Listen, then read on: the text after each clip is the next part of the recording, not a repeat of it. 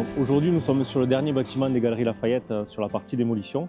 C'est la partie qui est la plus compliquée et la plus complexe, parce qu'en fait c'est la partie la plus haute et qui est la plus près du centre-ville. Donc on est juste en face de la place Clémenceau. Et là en fait il va nous rester sur la partie arrière, donc qui est la façade est, il va nous rester la démolition et le retrait de toute la structure Eiffel qu'on récupère pour le projet. Et ensuite il faut qu'on démonte les pignons qui sont de part et d'autre, qui sont bien plus hauts que les bâtiments voisins et limitrophes, dont le premier bâtiment est la préfecture. Donc là, on voit les opérateurs qui sont sur une nacelle de 32 mètres et qui sont en train de démolir manuellement le bardage. Alors on n'a pas d'autre choix que de le démolir manuellement. Mécaniquement, ça présenterait trop de risques. Donc là, on le démonte petit à petit, deux opérateurs en fait, qui déconstruisent la façade. Donc d'abord le bardage et ensuite les remplissages en briques qui sont autour des poutres Eiffel du bâtiment.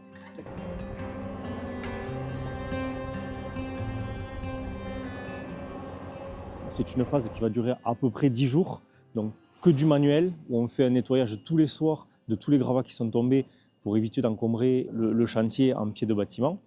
Ensuite, nous avons à faire la même opération sur l'autre pignon qui est façade est, qui donne sur la banque, la Sgami, un bâtiment qui est bien plus proche. Donc il va falloir faire une protection d'autant plus importante. Et c'est pareil, ça se fera depuis une nacelle, mais cette fois-ci on le fera depuis, pas le côté place Clémenceau, depuis le côté Taylor, donc l'intérieur du chantier.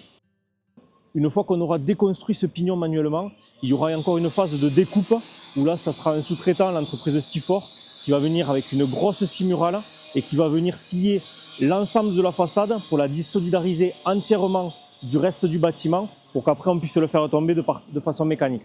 Voilà, cette partie-là de sciage, ça va durer 3 jours.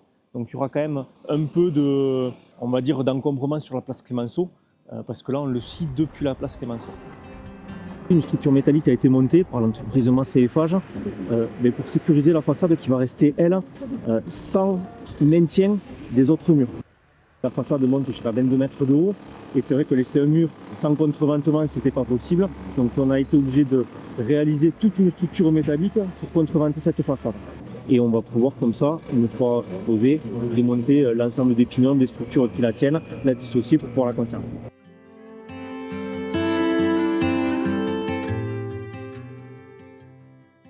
Là, nous nous retrouvons sur l'arrière du bâtiment des Galeries Lafayette. Et aujourd'hui, le péliste est en train de retrousser l'ensemble des gravats qu'on a obtenus sur, on va dire, la dernière partie de la démolition. On les a conservés, on ne les a pas évacués, justement pour nous permettre de monter et de nous réaliser une plateforme pour être suffisamment haut, pour pouvoir accéder à la toiture de la partie la plus haute des galeries. Parce que là, il faut savoir qu'on est un niveau en dessous par rapport à la place Clémenceau. On est 4 mètres en dessous de la place Clémenceau. Les gravats, à la fin du chantier, seront sortis, seront évacués. Alors, ils ne seront pas jetés dans la nature, bien évidemment.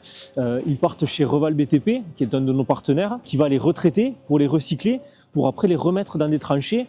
Donc, en fait, pour faire une économie circulaire, toutes les parties béton et même maintenant terre seront recyclées directement chez Sogeba.